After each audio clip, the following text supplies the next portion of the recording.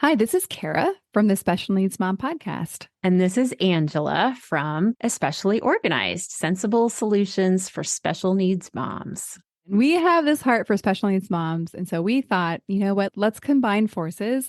And we have come up with what we're calling the Purge Party. And you can pretty much guess what it is. It's a party where we're going to come together and we're going to purge, or in general, accomplish a goal, a small goal together. So we have set this for January 27th, starting at 8 o'clock for my Pacific Coast people, which means 11 o'clock for all of you on the East Coast. So this is an opportunity. If you have something on your to-do list that has just been stuck there and you are wanting to move it up on the list, you're wanting to tackle, maybe it's a space or an area of your home or a category in your home that has just needed a little time and attention. This is your opportunity for you to be online with us while you work and have access for us to help you answer your questions, help guide you, and just serve you for those 2 hours. Yeah, exactly. And I think you can tell like what we've designed is just this very high level of support for that project that you just haven't been able to tackle on your own. The thing that we are envisioning is that you get to leave this purge party feeling so accomplished because you did the thing. You started the year off getting that thing done that you were stuck on last year. And so it's a momentum builder, if you will. You can go ahead and sign up. We have a link ready for you. And we are offering this for $40 for the whole experience. Absolutely. And we hope you'll join us. I think it's going to be really fun. It's going to be a great group of moms of special needs kids. So we all get each other. We all have an understanding of what it's like to have something on our to-do list, but just we haven't been able to tackle it yet. So I hope that you will join us. We're super excited to bring this to you, and we are thrilled to work with you. All right. We'll see you all there.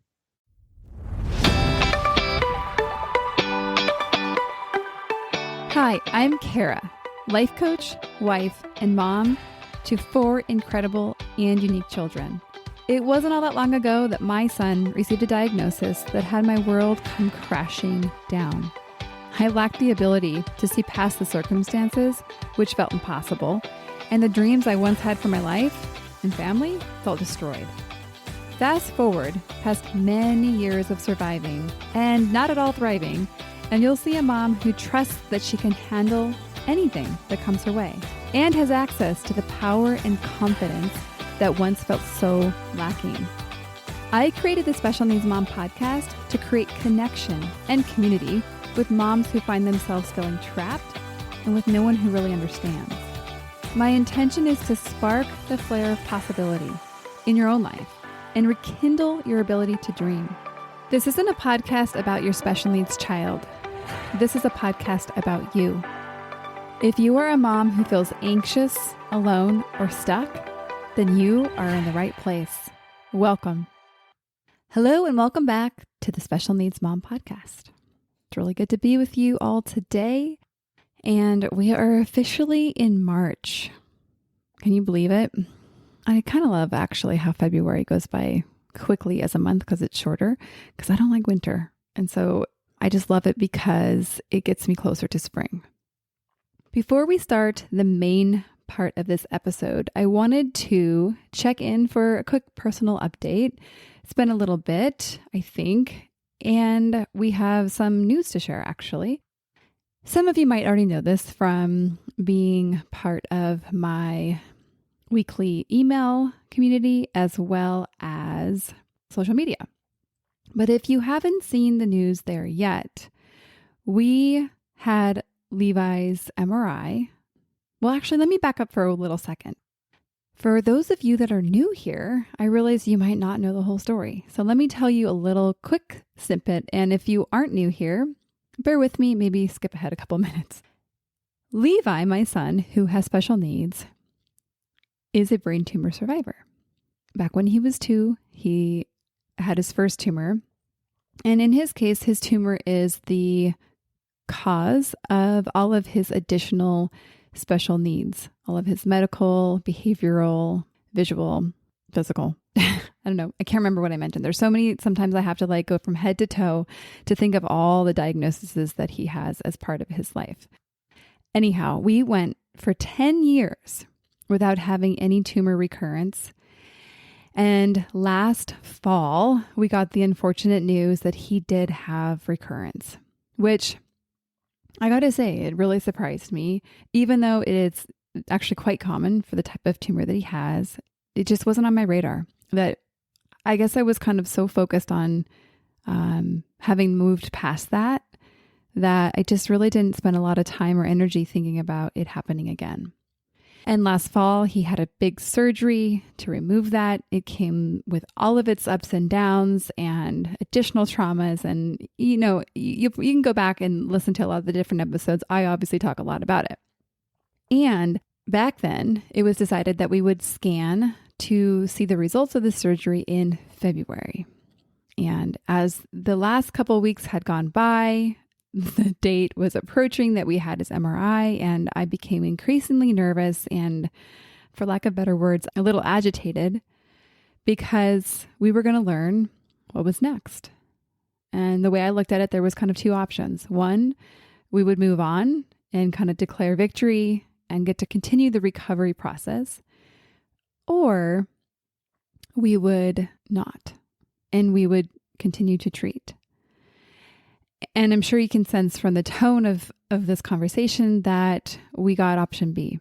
And Levi has additional tumors. And with these tumors, we'll do a small surgery. But because of the intricacies of the brain and the locations of the tumor, and the fact that if we just don't get 100%, then we would have to do radiation regardless, that the decision is to do a small surgery to kind of reduce the size and then to follow up with 6 weeks of proton beam radiation. And it's interesting because last week, in the early part of the week, I had the information that the tumors were back. I had not yet met with the doctor. And so all I had in my point of reference was, okay, the options for these tumors are surgery and radiation. That's it. My point of reference of surgery was huge, really, honestly, horrific surgeries.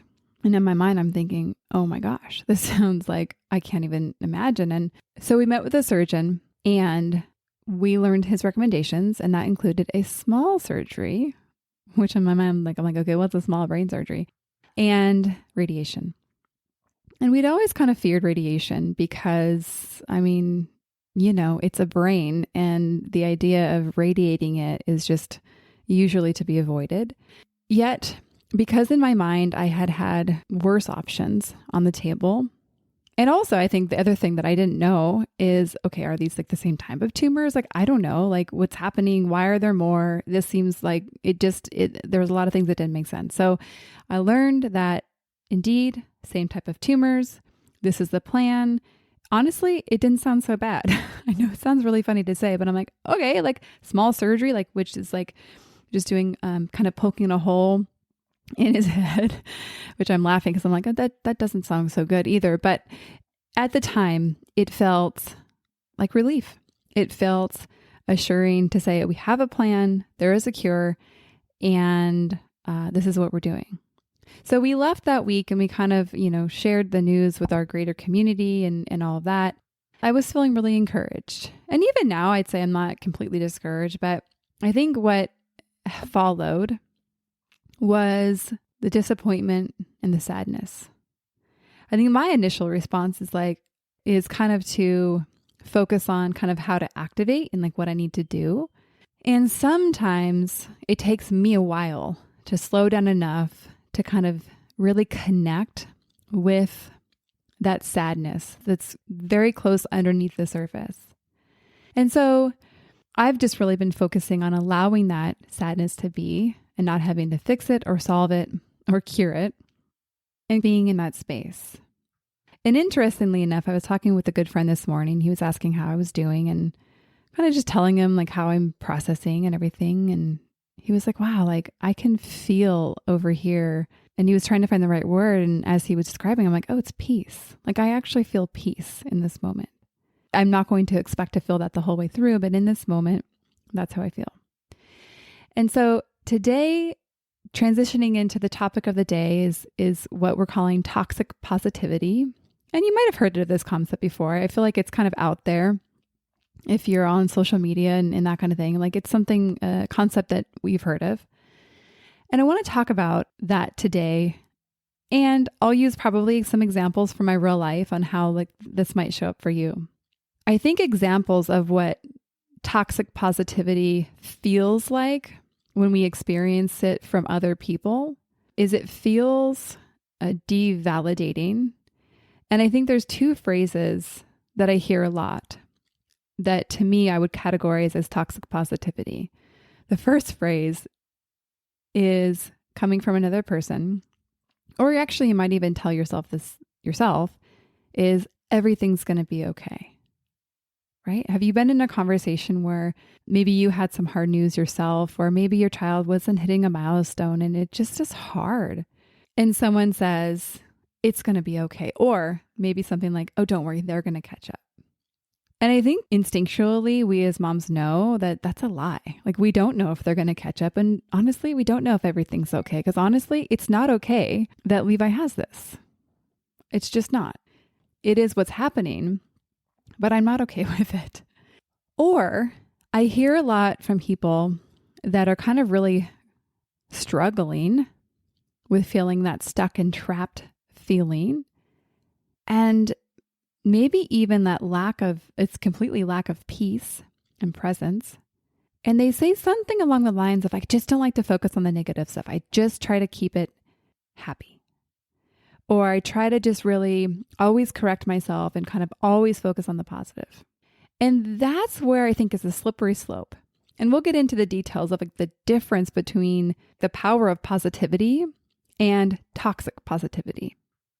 I almost think that also people, when you think about thinking negative thoughts, or what I'm going to say is thinking a thought that produces a unpleasant feeling, or sometimes we might say a negative feeling, that there's this feeling of like almost like the boogeyman's going to get you. Like if you aren't positive, that those other thoughts and feelings are going to take you down. They're going to bring you more bad or more negative or more unpleasant. And while this is it's an interesting concept, because while I do believe that your thoughts, the things that you're thinking over and over again, those beliefs, those do ultimately create your feelings, your actions, your results. Those are who you're being in your life. And so there is truth to, if you're continuing to only think some negative thought strains, that it will create a specific result in your life. There's a big difference though in, I think, only allowing the positive. So let's define what toxic positivity is.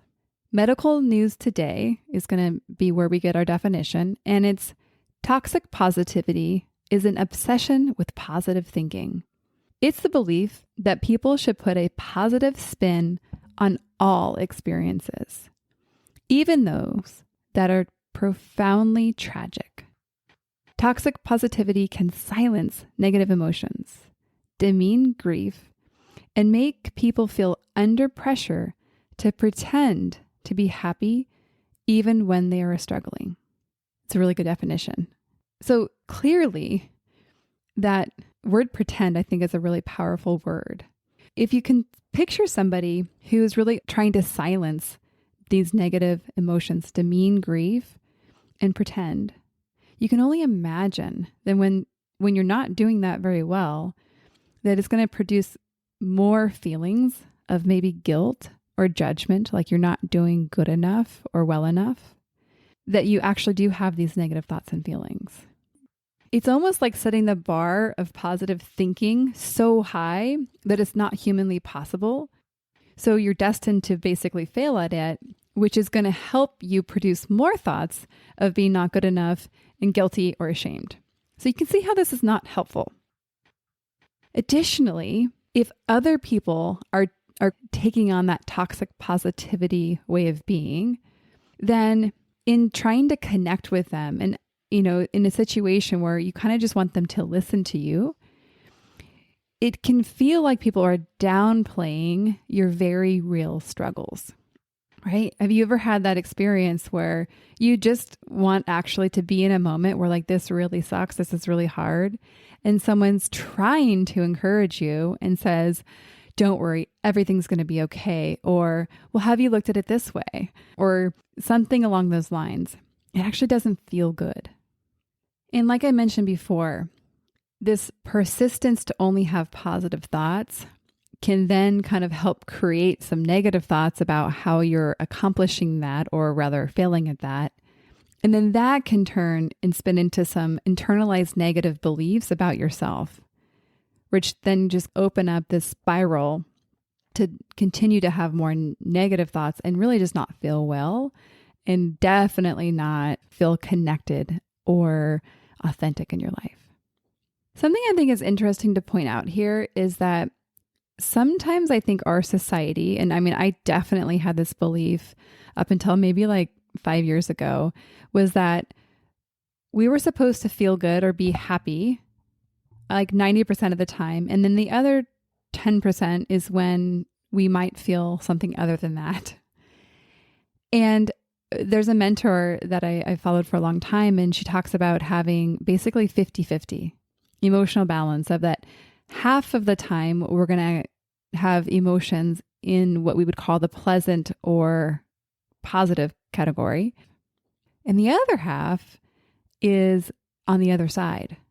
Right? If you just look at the spectrum of how we might show up in life, it totally makes sense. Even I want you to picture that. And I want you to also remember that I think, so that's obviously not true, like that 90-10 thing that I thought was what I was working to achieve and clearly failing at. I think what I kind of didn't recognize is that there's many times in our life that we actually want to feel an unpleasant feeling or a negative feeling. Like I want you to picture when, let's use a beloved pet that's passed away. You would want to feel sad about that. You would want to feel that you missed this pet. And you wouldn't ever want to just purely feel happy or positive about that. Right? And I think we can look at, maybe again, let's use a milestone missed with a child. I don't know that we want to feel happy about that. I don't know that we'd want to feel positive about that. It's something that I think for many of us, we would want to grieve. We want to accept. And yes, we can ultimately go on in our life to feel happy and feel content, but we may never be able to go back to that specific event and cultivate positivity. Do you see the difference there? The toxic positivity doesn't allow for the actual lived experience and the grief. So I want to look at a couple things. I want to look at how to address people in your life that, I don't know, let's just say they're kind of spreading toxic positivity, or they're trying to help you with what we'll call toxic positivity. In some cases, if you feel comfortable, you can have a conversation with that person. I teach my clients to do a simple practice called making requests. Now, clearly, people don't have to follow your requests, but as a person who is at cause in creating their life experience, you get to go out in the world and make requests. So, assuming that these people care about you and love you, you can go in with the belief that they're trying to help you, they just don't know how. So this request, this conversation can simply be looked at through the lens of you're helping them know how to help you and hold you. So you might say something like, I just really need you to listen to me today. And not from a place of like, I just need you to listen. More like, hey, can you just listen to me? I just need to kind of vent and be where I'm at. And I don't even need you to respond. I just want you to hear what I'm saying. Or maybe they are kind of trying to jump and fix, and you can actually even interrupt them and say, you know what? I appreciate you trying to help me right now. I know that it's hard to know what to say in these circumstances, but it's actually okay if you don't even respond. I just needed you to hear me. I don't know, something like that.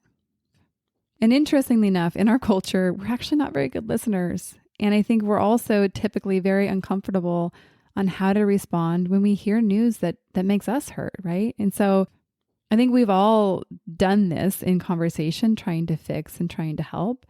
And I think you as a mom of a special needs child, this is where you get to practice showing up in the world in a way that creates the experience that you want.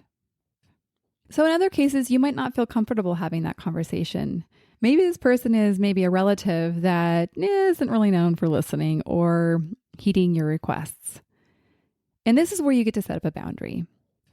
This is where, in some cases, that boundary might look like you deciding not to spend time with that person during certain times or seasons of your life. That's kind of a more extreme situation. Or it could be not sharing certain things with that person. So you just actually you decide not to go deeper in those conversations. That's an option.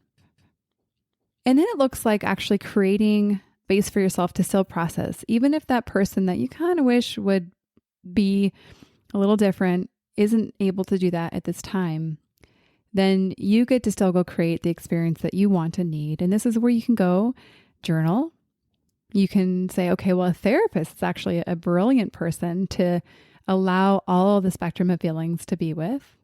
Of course, in life coaching, this is applicable as well, where you actually get to show up exactly how you are, and you don't have to come already fixed or positive. And so there's many different tools where you can help actually process the emotions. We won't go over that today, but it does make me think of an episode in the future. And as we wrap up, I want to put in one more point.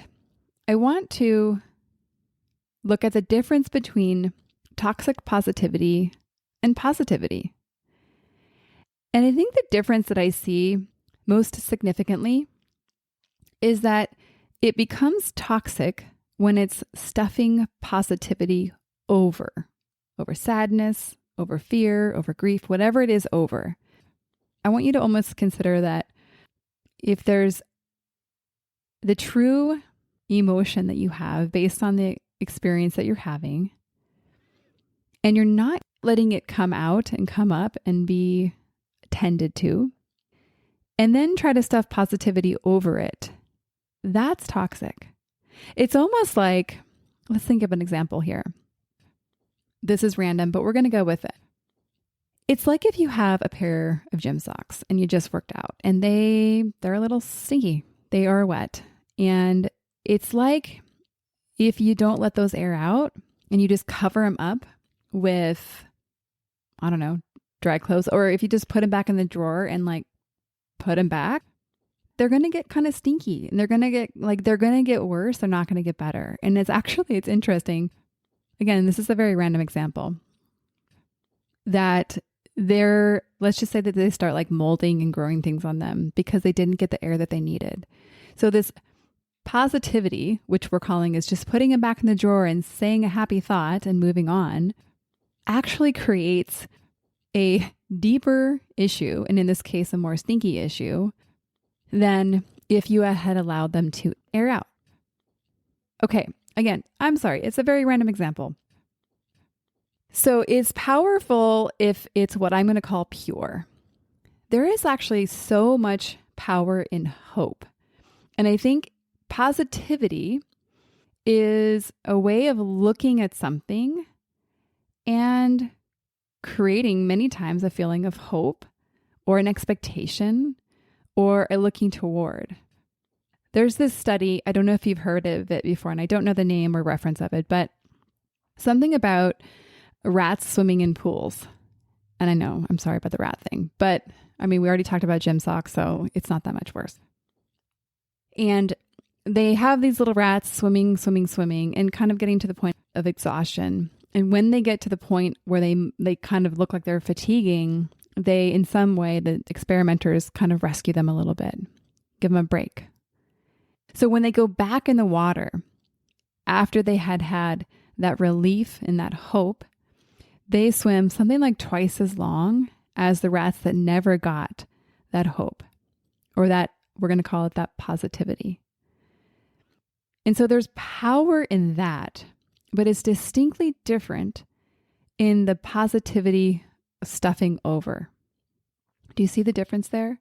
I think a word that is really helpful in this is and, right? So it's having the spectrum of experiences, the sadness, the grief, and having the hope, the positivity, is having them coexist. And let's use my current life situation as example to kind of bring this episode to a close. Toxic positivity would only allow myself to think of the happy thoughts. We have treatment. It's all going to be okay. We'll get through this. I don't know, what other positive thoughts I might tell myself to make myself try to feel better. But it would certainly look like me also doing the same thing for other people. So in my case, it would look like me hushing other people's sadness. And in my case, my son's sadness. Like trying to distract him when he's sad. It'd be like trying to fix him. We were actually in a conversation recently, and I'm going to intentionally leave this vague to kind of protect his privacy. But he was sharing about a fear of something.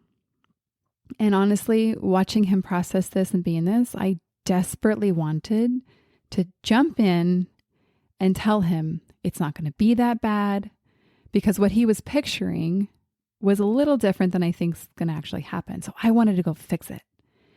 Yet, what I needed to do in that moment as his mom is to allow the sadness, allow the grief, allow him just to be in that place without me trying to end it or close it up and wrap it into a bow. Now, it's interesting because I'm obviously aware of this, but that didn't take away my desire to go and just say, Levi, it's going to be okay, and tell him all the reasons why. It was uncomfortable for me. It was hard for me to watch, right? Like I wanted to have him feel better so that I could feel better. And so on the other side, at another time, after I've allowed his sadness to just be there as long as it needs to be, I can go back to him and say, hey, by the way, you talked about this one experience. I think it could maybe be more like this. What about if we start thinking about it that way? So that you don't have as much to fear, or that you don't have to think about that thing, because I don't think it's going to be that way. Do you see the difference there? It's not positivity over, like stuffing over. It's positive thinking, and we still get to be sad, but we also still get to feel positive, and we get to kind of have the hope and the outlook that we want around us. So that is a wrap for this episode.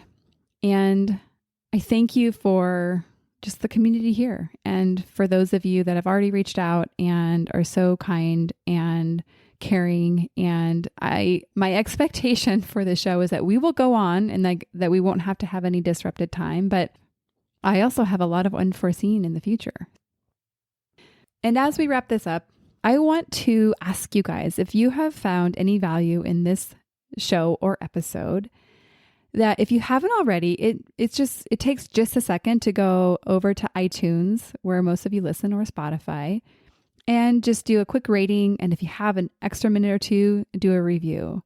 It just helps other people to look at the show and to have it come up more easily in searches. And don't forget to share the show with your friends. Sharing is caring, as they say in my daughter's preschool. And so I would be so honored if you would share this show, any of the episodes, with your community. We will see you on the next episode. One more thing before we officially wrap up this show. Sometimes when I'm listening to podcasts, I have the experience of wanting more. I'm listening at the very end thinking, I sure wish that episode didn't end. I invite you, if you feel in any way the same way, I invite you to the Special Needs Mom podcast community, which is a free group that I host on Facebook, where we as a community of fellow moms who listen to this podcast and are experiencing life in similar shoes, get to talk to one another, get to share stories, get to actually interact. I hope you'll consider joining. See you over there.